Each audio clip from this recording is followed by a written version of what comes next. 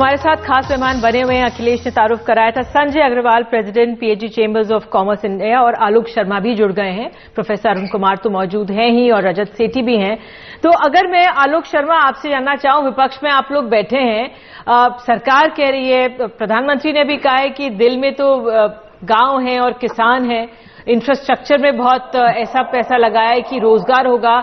विपक्ष तो ट्वीट पे ट्वीट करके कह रही है कि तमाम चीजें बेच रही है सरकार। देखिए, मुझे लगता है कि आज पूरी तरह से देश की वित्त मंत्री ने क्लियर कर दिया है कि आप आत्मनिर्भर बनिए, हमारे पल्ले कुछ नहीं है। आप अपनी जेब को संभाल सकते हैं तो संभालिए, हमसे जितने टैक्स लगाए जाएंगे हम सारे टैक्स लगा देंगे। नोटबंदी से जेब खाली कर ली थी, अब गोल्ड एक्सचेंज स्कीम ले आए हैं हम, उसके साथ साथ अब घर में जो सोना रखा है उसको भी हम निकालेंगे। आज एक तरफ डिसइन्वेस्टमेंट की पॉलिसी लेकर आ गए हैं बड़ी लंबी चौड़ी, और दूसरी तरफ सेल लगा दी है, और वो भी सेल इस तरह की है कि जिसका ये नहीं पता है कि डिसइन्वेस्टमेंट होने के बाद वो पैसा कहां पर खर्च होगा। आज आईटी स्लैब में मुझे अरुण जेटली जी का भाषण संसद के पटल पर याद आ रहा है।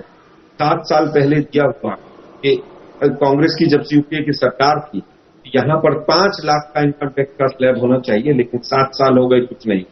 आज मिडिल क्लास जो कोरोना में पूरी मार झेल रहा था, तो पूरी राहत की उम्मीद कर रहा था कि शायद किसी टैक्स से कहीं पर कोई हमें किसी तरह की राहत मिली, कहीं पर कोई राहत नहीं मिली। आप देखिए किस तरह से बैंक हो, एलआईसी हो, रेलवे हो, इंश्योरेंस कंपनीज हो, एलआईसी पर भी नजर है, सबको किस तरह से डिसइन्वेस्टमेंट की तरफ धकेला जा रहा है। और जो लक्ष्य रखा गया है 2 लाख करोड़ का, पिछली बार भी 2 लाख करोड़ का लक्ष्य रखा था, जिसमें मात्र 10% पूरा हुआ डिसइन्वेस्टमेंट का। इस बार फिर वही लक्ष्य किया।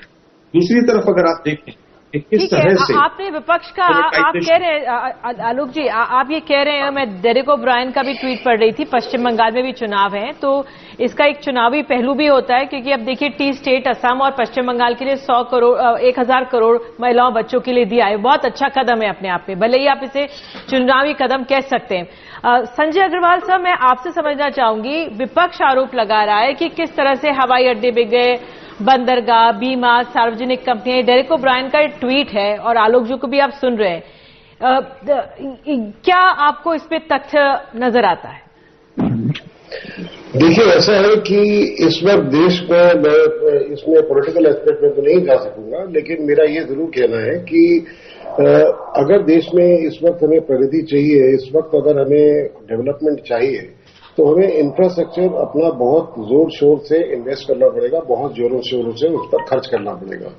उसको खर्च करने के लिए पैसे 3 ही तरीके से आ सकते हैं। या तो एक तरीका है कि सरकार नोट छापे, यानी डेफिसिट बढ़ाए। वो डेफिसिट काफी हद तक बढ़ के अभी से दिखाई दे रहा है, करीबन 6.8% डेफिसिट ऑलरेडी आ चुका है। इससे ज्यादा बजट का डेफिसिट बढ़ाना शायद मुश्किल होगा सरकार के लिए। दूसरा तरीका ये है कि आप फंड्स इकट्ठा कीजिए देश के बाहर से, क्योंकि देश में तो क्योंकि इतनी बड़ी बाढ़ पड़ी है, इतना बड़ा पैंडेमिक आया है, पूरी इकोनॉमी डिस्टर्ब हो गई है, तो आप देश के बाहर से आप पैसा लेके आए, और उसको लाने के लिए सरकार ने बहुत अच्छा कदम उठाया है कि डेवलपमेंट फाइनेंशियल इंस्टीट्यूशन एक नया बनाया जा रहा है, जिसमें 20,000 करोड़ रुपए की कैपिटल सरकार डालेगी और करीबन 5 लाख करोड़ रुपए उसमें रेज किए जाएंगे, जिससे इंफ्रास्ट्रक्चर प्रोजेक्ट्स में खर्च किया जा सके। हमारा ये मानना है पीएचडी चैम्बर का कि इनफैक्ट हमने सजेशन भी ये दिया था फाइनेंस मिनिस्टर को कि 5 लाख करोड़ काफी नहीं होगा।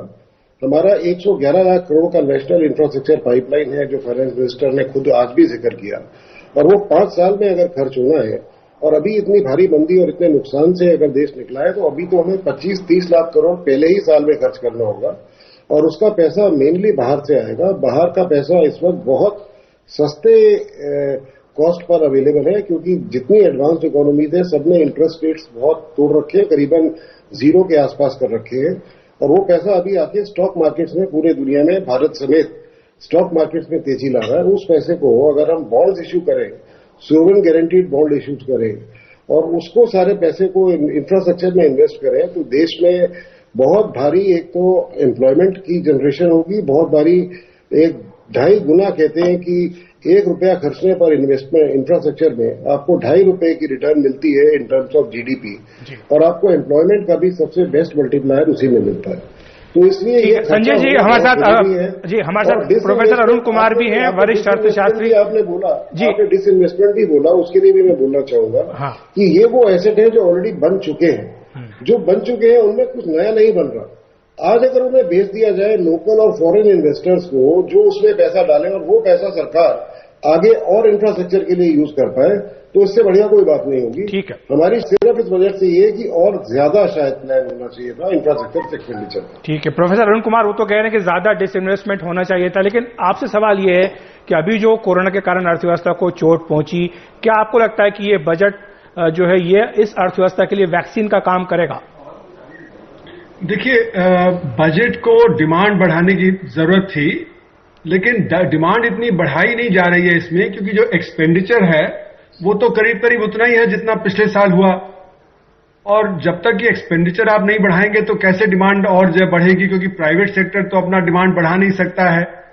और जहां पे बेरोजगारी हुई और जहां पे लोगों की आमदनी कम हुई, वहां पे आपको जो एक्सपेंडिचर बढ़ाना चाहिए था। जैसे कि रूरल एम्प्लॉयमेंट गारंटी स्कीम, जो लोग पलायन करके गांव में गए, तो वहां पे आपने कटौती कर दी है। पिछले साल 1,11,500 करोड़ का प्रावधान था, वो घटा के अब 73,000 करोड़ रुपए कर दिया गया है। तो उसी तरह जैसे कि जो गरीब किसानों को जब देना था प्रावधान, तो 70,000 करोड़ रुपए से 65,000 करोड़ रुपए कर दिया है किसान स्कीम के।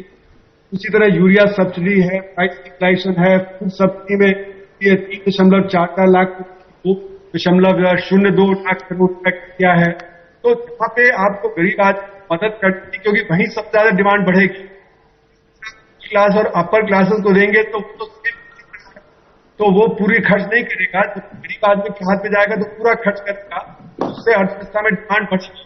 तो मेरा मानना है कि साथ फोकस होना चाहिए था। हमारे गरीब लोग हैं, क्षेत्र है, जो किसानी है, परचेजिंग पावर बढ़ाई जाए। मैं देख रहा हूं कि काफी कटौती हो गई है, तो इसलिए दूसरी बात यह कि समय पे कर रहे हैं, जब आमदनी कम हो गई है, प्राइसेस ड्रॉप करेंगे, तो प्राइवेट सेक्टर वाला अरुण जी, आपकी आवाज हम तक ठीक से पहुंच नहीं पा रही है, हम इसको ठीक करने की कोशिश करेंगे। रजत, मैं आपके पास आना चाहूंगा। जिस बात का जिक्र आलोक जी कह रहे थे, वो कह रहे थे कि सब कुछ बेच दे रहे हैं, ये सरकार सब कुछ बेच देगी, कुछ भी नहीं बचेगा, जो घर में है सामान वो भी बेच दिया जाएगा। ये एक राजनीतिक टिप्पणी उनकी ओर से आई है। डेरेक ओब्रायन का ट्वीट भी दीदी ने पढ़ करके अभी सुनाया था। तो जो राजनीतिक हमला हो रहा है इस बजट पर, जो आज हालात बने थे, लोगों की शायद अपेक्षा पर खरा नहीं उतर पाया है ये बजट। देखिए, विपक्ष की अपेक्षाओं पे शायद खरा नहीं उतरेगा, क्योंकि उनका स्वधर्म है राजनीति करना, तो वो हर विषय पे राजनीति ही करेंगे। तो उस तूतू मैमे में जाने से ये गंभीर विषय का महत्व कम होता है। रही बात डिसइन्वेस्टमेंट की, तो जैसा जो पीएचईडी चेंबर से आपके गेस्ट थे वो बोल रहे थे, और बात बिल्कुल सही है। जो ब्राउनफील्ड प्रोजेक्ट्स हैं, जो एयरपोर्ट तैयार हो गए हैं, वो सरकारी ओनरशिप के पास रह के क्या फायदा होता है? अगर सरकार उस एसेट को मोनेटाइज करे, वो जो पैसा इकट्ठा हो वो नए एसेट को बनाने में, नए एयरपोर्ट्स को बनाने में, दूर से दूर के रेलवेज, ब्रिजेस, ये सब बनाने में खर्चा हो, तो इसमें किसी को क्या आपत्ति हो सकती है? कहीं अब सबसे बड़ी बात है, मनमोहन सिंह जी स्वयं कहते थे कि कहीं पेड़ों पे पैसे नहीं लगते।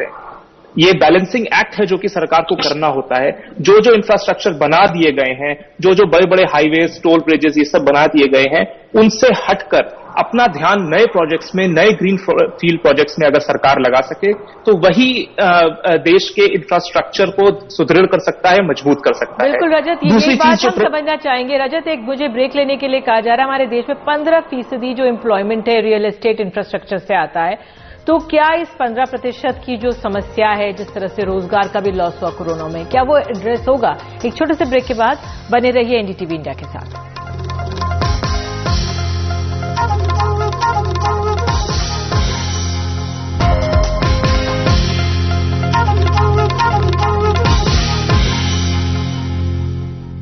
Have you seen what I've seen? Ever seen a road without a way? Black and white rainbow? Or a flying monkey? Or had a cup of tea with a Yeti? Don't trust me. I don't care. Thanks for the tea, Yeti. Apollo Amterra. Bad roads go to good places. Beautiful. Exactly. नहीं, this is thoughtful. Hindware Italian collection.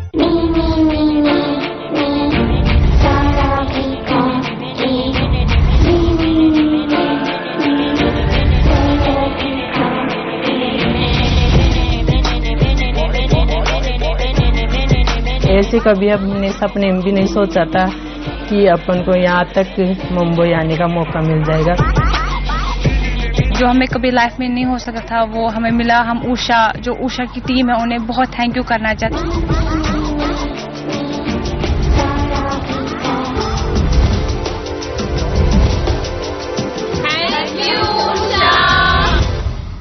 कुशलता के कदम के प्रायोजक हैं Usha.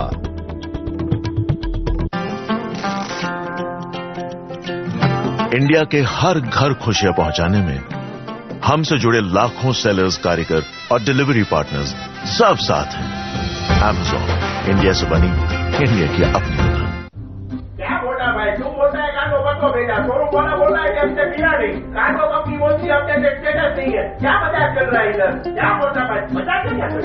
Spice express cargo service करता है door to door delivery, यानी कि आपकी फैक्ट्री से आपके शोरूम तक, और वो भी स्पाइस जेट एक्सप्रेस डिलीवरी के वादे के साथ।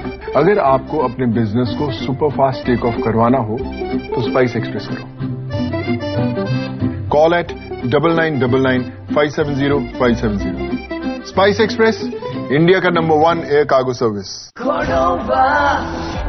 Cordova introduces cinema into education.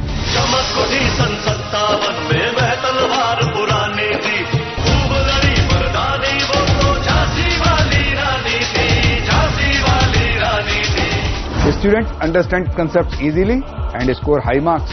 Download the Creative Kids Digital Home Tutor app for LKG to Class 10 for free. Cordova, making learning enjoyable.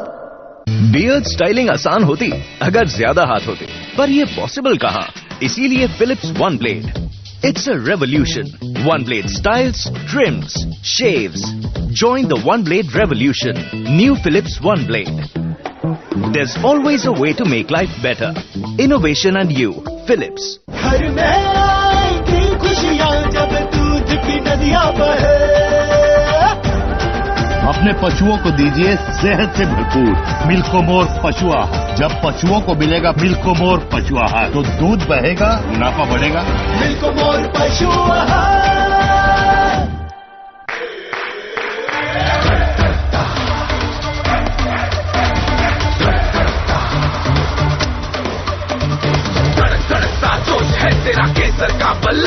जब हो जुबां पे केसर और जोश दिलों में तो इंडिया खेलेगा अपने ही अंदाज से। विमल, बोलो जुबां केसरी। ऊपर वाले ने इंसान को बनाया, हम रिश्ते बनाएंगे एक दूसरे से। गोल्डी मसाले, जहां भी जाए रिश्ते बनाए। गोल्डी मसाले।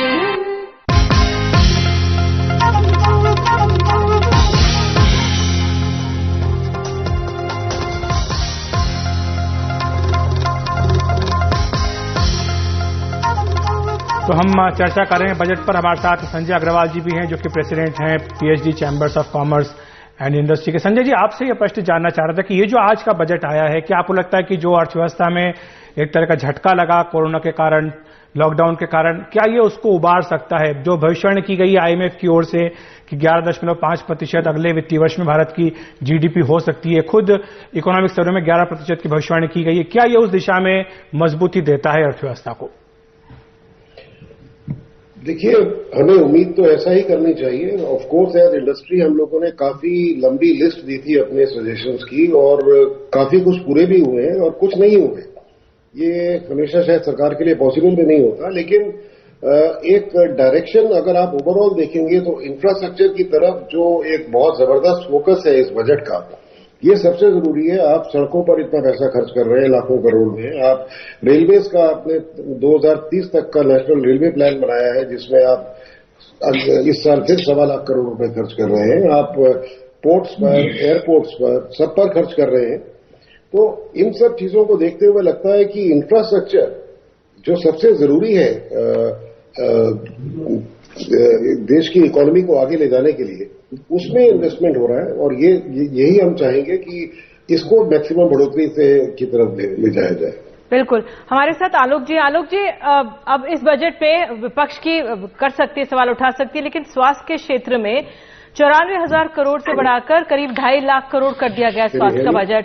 ये बहुत पहले हो जाना चाहिए था, लेकिन आपको चिंता इसलिए हो रही है कि बंगाल में 25,000 करोड़ से 675 किलोमीटर हाईवे बनेंगे क्योंकि वहां पे चुनाव है। एक तोहफा है बंगाल के लिए। नहीं, देखिए, बंगाल को तोहफा देना था तो क्या 7 साल से नवाज शरीफ को तोहफा देना, जितने मर्जी तोहफे दे दे। इस बार चुनाव है तो केरल को, तमिलनाडु को, वेस्ट बंगाल को, आसाम को सड़कें मिलेंगी। क्या पहले वहां के लोगों को सड़कों के लिए वो हकदार नहीं थे? मुझे लगता है विशुद्ध राजनीति। अभी मुझसे पूर्व वक्ता महोदय ने कहा कि साहब राजनीतिक बयानबाजी है, तू में नहीं होनी चाहिए। हम तू में नहीं कर रहे हैं, हम तो पूछ रहे हैं कि 2,26,000 करोड़ रुपया जो आरटीआई ने दिया था वो कहां खर्च हुआ है। हम पूछ रहे हैं कि डिसइन्वेस्टमेंट नवरत्नों का किया जाएगा या सिख इंडस्ट्रीज का किया जाएगा। ये बजट जिसको हम आम बजट कहते थे, आज ये आम बजट है ही, ये केवल कॉर्पोरेट घरानों के लिए बजट। आपने कहा 100 नए सैनिक खोल देंगे। अरे भाई 7 साल में कितने खोले आप? 7 साल में 17 खोले सैनिक खोल। और लेकिन आलोक जी, सबको ये डर था कि कोई कोरोना के नाम पर टैक्स लगा दिया जाएगा। जिस तरह का वैक्सीनेशन हो रहा है उससे उसका खर्चा पूरा करने के लिए एक नया कोई सेस आ सकता है। कम से कम उस मोर्चे पर तो थोड़ी राहत मिली लोगों को कि ठीक है, कम से कम कोरोना के नाम पर टैक्स नहीं लगा। क्या अखिलेश जी क्या सेस नहीं लगाया है? पेट्रोल और डीजल पर जो सेस लगाया वो नहीं लगाया क्या? 4 रुपए का और 2.5 रुपए का सेस कम होता है क्या? अखिलेश भाई, क्या पिछले साल जो रेवेन्यू जनरेशन है वो 41%, revenue generation government of India का 41% मात्र डीजल और पेट्रोल के टैक्स से। अरे 6 साल में 19 लाख करोड़ रुपया लगा दिया, अभी टैक्स की जरूरत पड़ रही है क्या? सबसे पहले 2 महीने में शराब दुकानें इसी सरकार ने, केंद्र सरकार ने खोलने का permission the, ministry of HRD ने। क्या कितना सेस लगाएंगे आप, कितना टैक्स बढ़ाएंगे आप? इनकम टैक्स में कोई राहत नहीं। रजत जी, आपको लाना चाहूंगा कि क्या सरकार ये इंतजार कर रही है कि पेट्रोल कब सेंचुरी मारता है? क्योंकि ये चुटकुला चला था कि जब 100 पर पहुंच जाएगा तब सब लोग अपनी गाड़ियां सड़क पर खड़ी कर दे और अपना हाथ हवा में उठाए, क्योंकि जब बल्लेबाज सेंचुरी बनाता है तब वो ऐसे ही करता है।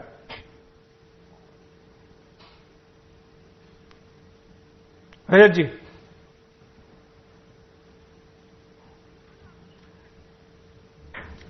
जी, आपसे प्रश्न था कि क्या पेट्रोल को 100 रुपए होने का इंतजार किया जा रहा है? इतना टैक्स बढ़ा दिया जाएगा कि पेट्रोल जो है वो सीधा 100 रुपए तक पहुंच जाए? कब राहत मिलेगी लोगों को? डीजल पे जो लेवीज हैं प्रदेश की सरकारें भी करती हैं, केंद्र सरकार भी करती है। जब बैलेंसिंग नहीं हो पाती बजट की तो ये एक इजी तरीका रहता है कि थोड़ा सा सेस आप और बढ़ा दीजिए पेट्रोल और डीजल पे, और इसका ये एक इनपुट कॉस्ट की तरह जाता है। कई सारे बाकी चीजों पे भी को भी अनकॉम्पिटिटिव बनाता है जो भारत के बाकी प्रोड्यूस होता है वैश्विक स्तर पे, क्योंकि हमारा इस पे जितना ड्यूटीज हैं वो कई देशों से बहुत ज्यादा है। तो निश्चित रूप से ये एक एरिया है जिसपे कि सरकार को धीरे धीरे एक ग्लाइड पाथ बनाना चाहिए कि कैसे ड्यूटीज वगैरह रिड्यूस होंगी। लेकिन आप इस बात को भी समझिए, पिछले 1 साल में जब कोविड की महामारी के तहत लॉकडाउन किया गया तो सरकार से अपेक्षाएं भी थी कि गरीबों तक पैसे पहुंचाए जाएं डायरेक्ट उनके खातों तक, उनको फूड कॉर्पोरेशन से जितना अनाज देना है उतना दिए जाए, साथ में फिस्कल डेफिसिट को भी जितना संभव हो सके उतना कम रखा जाए। फिर भी 9-9.5% तक पहुंच गया जनरल डेफिसिट। तो आप देखिए, अल्टीमेटली सरकार को कहीं ना कहीं से तो रिसोर्सेज को मॉप अप करना पड़ेगा, और काफी समय तक तो गाड़ियां भी नहीं चल रही थी लॉकडाउन में। तो ये मानना कि सिर्फ पेट्रोल और डीजल से ही सारे रिसोर्स सरकार ने लाने की कोशिश किया, ऐसा भी संभव नहीं था टेक्निकली। रजत जी, मैं आपसे पूछना चाहूंगी, क्योंकि आपने जब मैंने पीएफ वाली बात आपसे पूछी थी, पीएफ पे जो ज्यादा 2.5 लाख से ज्यादा का ब्याज पर टैक्स चलेगा, आपने कहा था बैलेंसिंग एक्ट। एक ये आम जो मध्य वर्ग व्यक्ति है उसका पेट्रोल और डीजल का भी उस पर सेस लगा दिया गया है। अब ये भी कहा जा रहा है, डिटेल सामने आएंगी, जो सिलेंडर है गैस है उस पर भी सब्सिडी कम कर दी गई है। तो जो एक ये वर्ग है उसको तो हर तरफ से उसके लिए मुश्किलें बढ़ी रही है ना, उसको तो राहत मिली नहीं है। इंफ्रास्ट्रक्चर बनेगा, रोजगार आएगा, बहुत स्वागत है इसका, स्वास्थ्य पे आप एक्सपेंडिचर करिए, लेकिन जो एक ये वर्ग था मिडिल क्लास, उसकी तो समस्याएं बढ़ गई है। किसान तो पहले ही जमीन पर रोड पर आ गया है। हैं और हम सब बोला ही जाता है किसी भी देश के विकास की गाथा में सबसे ज्यादा महत्वपूर्ण रोल और जिम्मेदारी मिडिल क्लास की रहती है। तो वो जब बोला जाता है तो सिर्फ ये बातें तो नहीं है, हम सब मिडिल क्लास वर्ग का सबसे ज्यादा महत्वपूर्ण योगदान रहता है देश की विकास गाथा में। तो शायद ये उस हिस्से को, अब आप देखिए अभी प्रोफेसर साहब ने मनरेगा की बात की, 60,000 करोड़ रुपए मात्र आवंटन किया गया था पिछले बजट में। उसको कोविड की महामारी की वजह से जितने लोगों को वापस माइग्रेंट लेबर को अपने अपने गांव और प्रदेशों में जाना पड़ा, तो सरकार ने रियलाइज किया कि 60,000 करोड़ तो बहुत कम है, उसको बढ़ाकर 1,05,000 करोड़ तक कर दिया गया, 45,000 करोड़ की मात्रा बढ़ाई गई। तो वो भी तो रिसोर्सेस सरकार को कहीं ना कहीं से तो एकत्रित करने होंगे कि अगर गरीबों का भला करना है तो देखिए निश्चित रूप से ये एक दुविधा ऐसी है जो कि ये टेंशन जीरो सम गेम हमेशा रहेगा कि गरीबों को का भी भला हो सके, उनको जितनी सुविधाएं मुहैया करानी है, चाहे वो मेडिकल क्षेत्र में हो, चाहे वो उनको मनरेगा के माध्यम से हो, चाहे वो किसानों को जो उनको एमएसपी की आय चाहिए वो सब हो। बिल्कुल अरुण जी कुछ कहना चाह रहे हैं। बिल्कुल रजत आपने अपनी बात कही। अरुण जी संक्षेप में आप कुछ कहना चाह रहे थे। देखिए मनरेगा से ही मैं ये कहना चाह रहा था कि आलोक जी आते हैं जी। जब तक कि आप ओवरऑल एक्सपेंडिचर नहीं बढ़ाएंगे बजट में तो डिमांड कैसे जनरेट होगी? जो ओवरऑल एक्सपेंडिचर तो बढ़ाया ही नहीं गया है, और इसलिए मेरा मानना है कि खासकर जो गरीबों के हाथ में पैसा जाना चाहिए वो और बढ़ जाना चाहिए। लेकिन यहाँ पे हमने कहा कि इंफ्रास्ट्रक्चर में हम ज्यादा देंगे तो गरीबों का काट देंगे। अब गरीबों का काट देंगे तो डिमांड और कम हो जाएगी, क्योंकि जो बड़ा बड़ा इंफ्रास्ट्रक्चर होता है उसमें ज्यादा एम्प्लॉयमेंट नहीं पैदा होता है। माफी चाहती हूँ सर आपको रोक रही हूँ। आलोक जी जल्दी से बोलिए अपनी बात। मुझे लगता है कि मनरेगा में कभी भी बजट बढ़ना कोई अच्छी बात नहीं है, और दुर्भाग्य ये है कि कोरोना के लॉकडाउन खुलने के बाद दिसंबर और जनवरी में मनरेगा में रजिस्ट्रेशन 53% बढ़ा है जी। इसका मतलब सरकार बाकी फील्ड के ऊपर हाथ पे हाथ रख के बैठी हुई है। और दूसरा, प्रोफेसर अरुण जी बार बार एक चीज को पॉइंट आउट कर रहे हैं कि अगर आपका इन्वेस्टमेंट नहीं बढ़ेगा सरकारी, पब्लिक निवेश नहीं बढ़ेगा सरकारी, तो जनरेशन कहां से होंगी? लोगों के हाथ पे पैसा कहां से आएगा? डिमांड कहां से बढ़ेगी? परचेजिंग पावर कहां से बढ़ेगी? ये सरकार बिल्कुल पूरी तरह से अर्थव्यवस्था के मामले में जीरो साबित हुई है।